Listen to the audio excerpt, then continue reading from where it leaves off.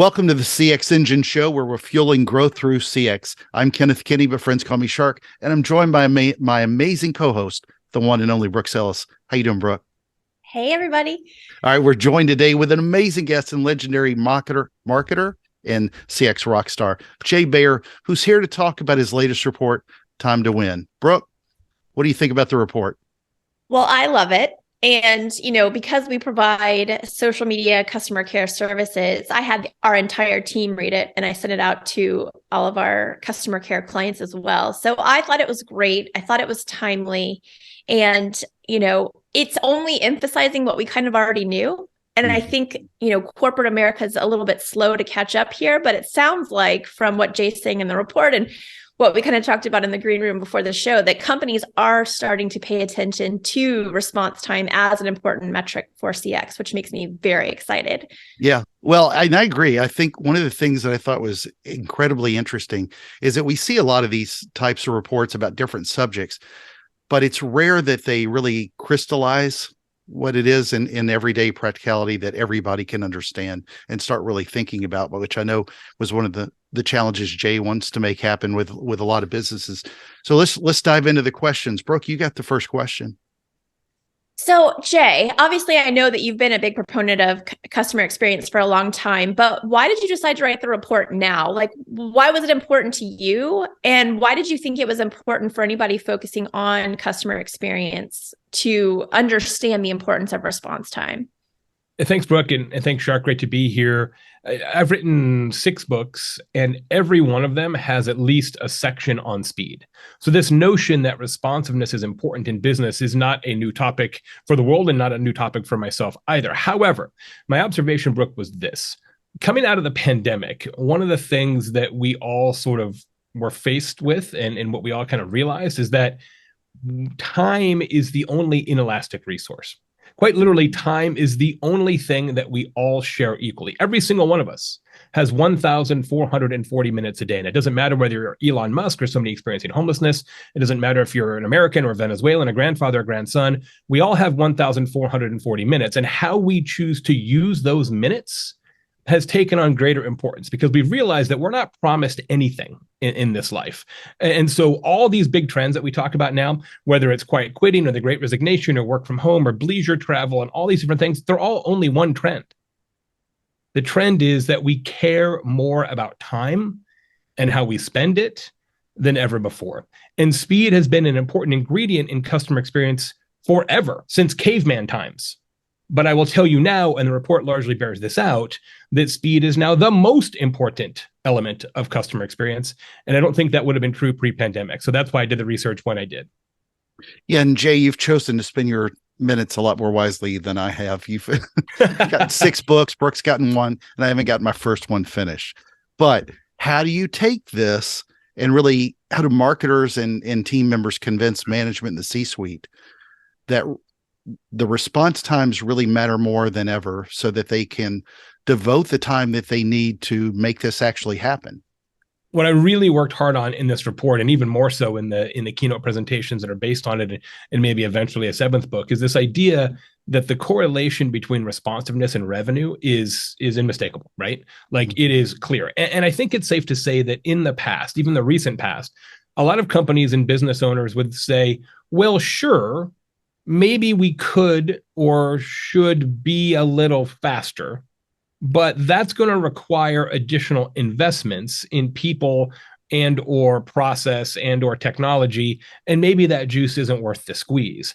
But what we see in this report, when more than half of all consumers have hired a business strictly because they were the first one to respond, when 30 to 40% of consumers say that a company being faster than they expected has a direct impact on spending levels and loyalty, like this equals money, right? And what's funny about speed is that if you're not fast enough, the revenue reduction is largely invisible to your company. Let me give you an example, if I may. So recently I was having a mastermind with some friends of mine, and we were at a hotel, and a guy says, hey, we should get room service. And the other guy says, no, I tried to get room service yesterday at the hotel. It took forever. Let's go across the street to go to the restaurant instead. So that's what we did. Now, it's 4 guys hungry. have some money. That would have been a $200 room service bill easily that they didn't get, at least. And they didn't That's get just for the silverware. Exactly. They didn't get that $200. And the reason was because they were too slow, but that never shows up on a spreadsheet. It is impossible to report. That's the thing. Like, I'll give you another example. I hired a painter recently, and I got 3 bids, as one does. First painter called me back in 4 hours. Second painter called me back in a day. Third painter called me back in 2 days. Which painter did I hire? The one who called me back in 4, of course, right? Wasn't the least expensive, but was the most responsive, right? So I hired that one. Now, the second and third painters who didn't get hired, when they go back, assuming they do, and think about, geez, what bids did we lose this month? They will not say that they lost the bid because they were slow. They will say, and they will believe that they lost the bid because of price. So what happens? Next time they drop their price, but they're still just as slow. So they don't get it. They drop their price again. So all they're doing is reducing profits and still not getting any business. When you're not fast enough, the revenue impact of that is largely invisible. And that's one of the things I'm really trying to focus on in this research, is that we just haven't talked about that very much in business. I love that. I'm getting giddy over here. So I'm behind you, obviously. Kenneth's behind you. But one study that came out recently from Sprout Social showed that response times from brands after the pandemic, kind of during and after, have actually gotten worse. Yeah. So how do you think, do you think, I guess, brands are really capable of responding in a timely fashion, if at all, because there's still a lot of brands who don't respond at all? And how do we meet in the middle, with what brands can or are expected to do and what consumers want? Yeah, I'd say a couple of things. One, Sprout's data is going to be primarily based in social. My data is looking at all different contact mechanisms. And so it's a whole different array of ways that you can communicate with customers. But right now, I think we're still in a situation where you've had tremendous amount of turnover in almost every job, right? Like, nobody has the same job as they did before the pandemic in large measure. So that creates some slowdowns because people aren't as intuitive as they used to be because they haven't done it as long, right? So you're going to have some natural slowdowns just because you got new people in new chairs. And then, of course, you are short-staffed in a lot of circumstances. And that's not always because the business doesn't care about speed. They just literally don't have enough people. Now, what's interesting about speed is that how fast a business is doesn't really matter. It only matters how fast it is versus the customer's expectation of how fast they should be, which is why all these stats, we included a little bit of it in our report, but not very much because I don't think it matters. This idea of how long actually does it take, it doesn't matter. It matters how long it takes in comparison to how long I think it should take. So one of the key principles in this entire field of work that I'm doing, I don't talk about it in the report, but I think it's really important, is this idea that raw speed isn't the goal. Like, should you try to be faster? Well, yes, but that's not terribly interesting. There is a circumstance, however, where you can be too fast. You ever go to a Mexican food restaurant and you order some enchiladas and the enchiladas come to your table in like 90 seconds? And you're like, bro, there's no way you can make enchiladas this fast. Is there like an enchilada machine? Did somebody else order these and they sent them back and they've just been waiting for the next person to order them? Like, this whole enchilada situation is suspicious, right? We've all been there. We've all been there, right? Like, this happens all the time. When you're too fast, it actually reduces trust. You don't want to go to the fastest tattoo artist or the fastest eye surgeon, right? There are circumstances where speed is actually a problem. So what you want in every business is to find what I like to call the right now. And the right now is the optimal amount of elapsed time in every customer interaction. Now, the right now will vary by business, it'll vary by industry, it'll vary by circumstance, but every single company has a right now for every single interaction. So what you've got to figure out is not how can you just be faster? That's overly reductive. What you have to figure out is how can you be slightly faster than your customers expect you to be? That's the Goldilocks zone. That your presentation where you talk about the tattoo artist, I've got quite a few tattoos on my arms. And one of the most recent times that I got one, I was telling him to hurry up. And I think about how bad the results could have been. It was a shark, but it could have looked like a clownfish or a no. lobster Ghost. or Yeah. an octopus by the time he got done if I'd told him to hurry. And any sort of sea creature is fine. I got to go. Exactly. Well, and I love what you're talking about, that it's not necessarily how much faster, because when you look at what Southwest Airlines is going through, Oof. What bar do you even set with that? Because, and what are your thoughts on where they even go from a customer, customer support, not necessarily overall customer experience, because that's blown when you've lost my luggage and I got to drive 2,500 miles because that's faster than catching a flight. But how should they really set the bar, their own bar, against any other airlines with what you said, what customers expect should be less? Yeah, I find it fascinating. I've actually done a lot of media recently about that issue. And by my way of thinking, there's not much you can do other than just kind of fight your way out of it, right? In the immediate scenario, right? But after that, so I don't know, when is after? A week from now, 2 weeks from now? I don't exactly know, but after, quote unquote, they're going to have to do an incredibly good job at expectation setting, not just apologies and all that. Yes, that's true. But going forward, if somebody's going to book a Southwest flight 3 months from now, 6 months from now, 2 years from now, there's going to have to be a level of if this, then that explanation, which would have never been the case in any airline ever. And my good friend Scott McCain had an amazing LinkedIn post yesterday about this. And he said, name another brand like in the history of the world that went from being like the pinnacle, like on so many lists of best companies, to a laughingstock in like 2 days. Like, it is really, really hard. The only thing I can think of in my life, because I'm older, is the Tylenol scare, right? When everybody, got poisoned by Tylenol and they're like, I'm not going to have any Tylenol. I don't care how bad a headache is. That's the only circumstance that I can think of that kind of matches that, like, circle the drain in 2 days scenario. It's amazing.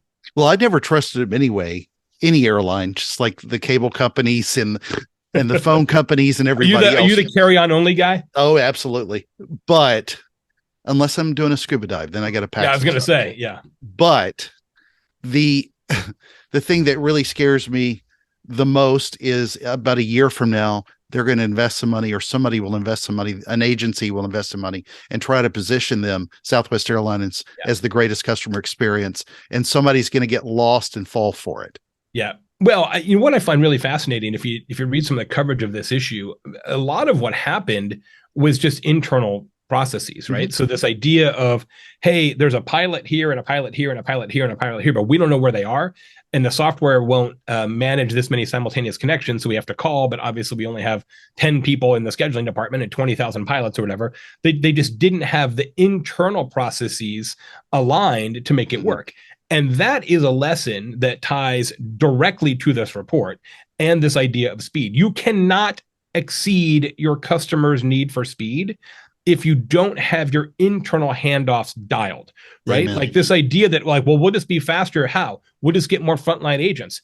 No, that's not the solution, because if the frontline agents have to go get a bunch of questions answered by some other department in the organization, and that department is slow or out of town or on vacation or sick or whatever, then it doesn't matter how many frontline agents you have. So this idea that speed and responsiveness has to come from the inside out is super true. And I think Southwest proved it, unfortunately.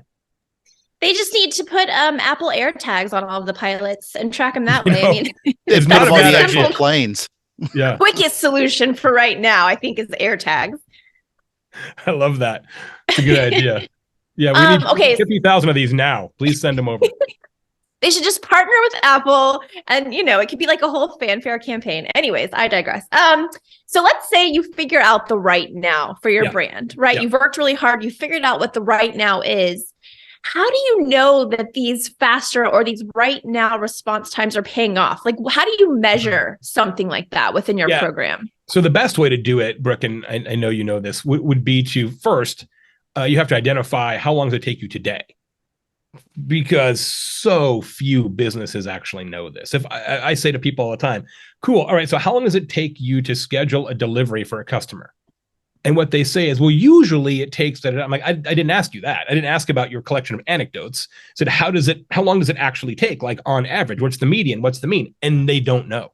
This is not tracked like inside most businesses. So first of all, you got to figure out how long does it take you today? And that's at every step of the customer journey. Like, how long does it take you to place an order, to fulfill an order, to answer the phone, right? You got to have all those data points. Then what you do is you take one of those, like delivery, and you say, okay, how can we make delivery 20% faster? Well, we could do this and this. All right, well, go ahead and do that, or at least do it in a test case, measure the impact on revenue, on customer satisfaction. That may require some light survey work. And then when you prove out the business case, then you expand it across the whole company. Then you go to the next node in the customer journey, right? So all it is test, measure, expand, test, measure, expand. Now that requires some discipline in an organization, and some people are not going to do that. And that's fine. But I think if you just look at the research, and every single stat suggests that there's a huge economic win if you are faster, you can probably do it and assume it's going to work. But I don't like to assume, I like to measure. I love that. So it's response time, time to resolution, re-escalations, average number of re-escalations per customer. Are those kind of the basic metrics that you think you'd be looking at to then go, measure and expand? Certainly on the service side, yes. But when we think about the time to win and overall responsiveness, it's not just service when somebody has a question or a problem.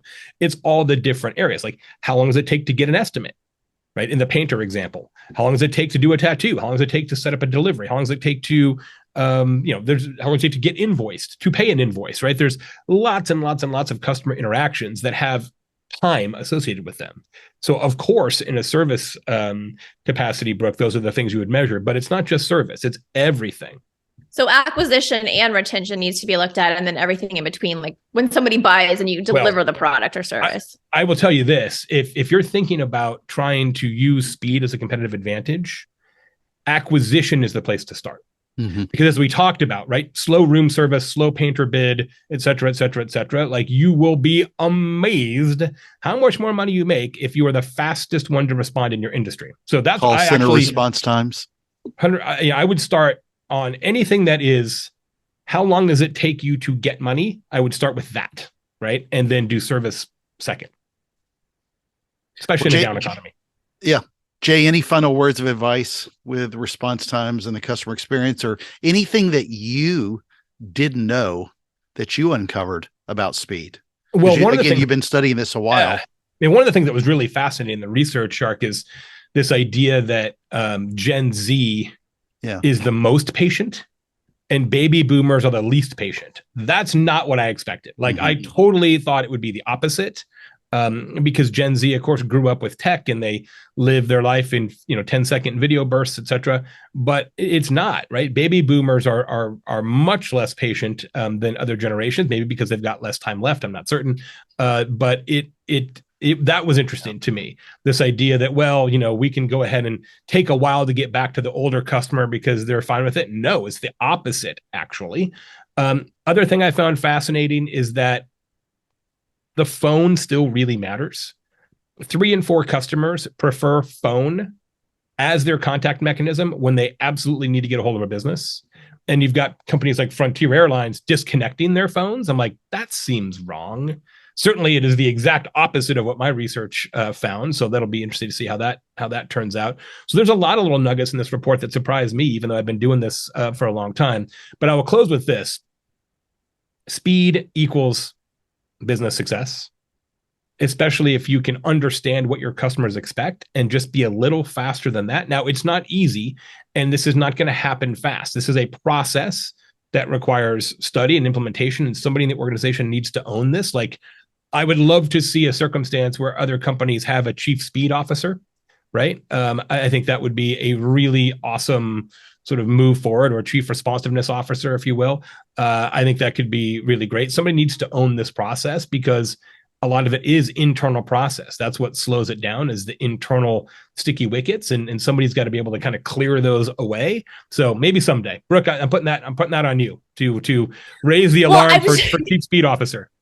It's funny that you say that, because I was going to ask you, and then we kind of moved in a different direction. But I guess I'll ask you one last question. Yeah, who does own this? Like, if there is no chief response officer right now, do we put this on the CMO, the CXO? Is it ops? Probably, is it both? It's probably COO, I think, because it cuts across so many disciplines, right? So this really does impact sales, and it does impact service, and it does impact maybe field, depending on kind of organization you are, maybe even supply chain. So it's almost all parts of the business have a role to play in being faster. So you've got to have somebody in charge of it who is not beholden to a single department, in my estimation.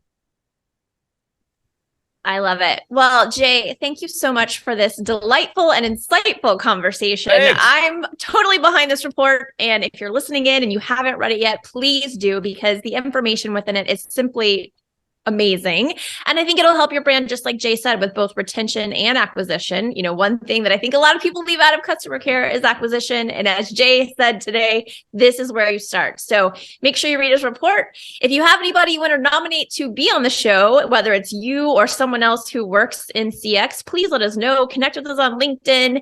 And we are looking forward to chatting with you again on the next show on how CX can fuel growth for you and your brand. See you next time. Mahalo.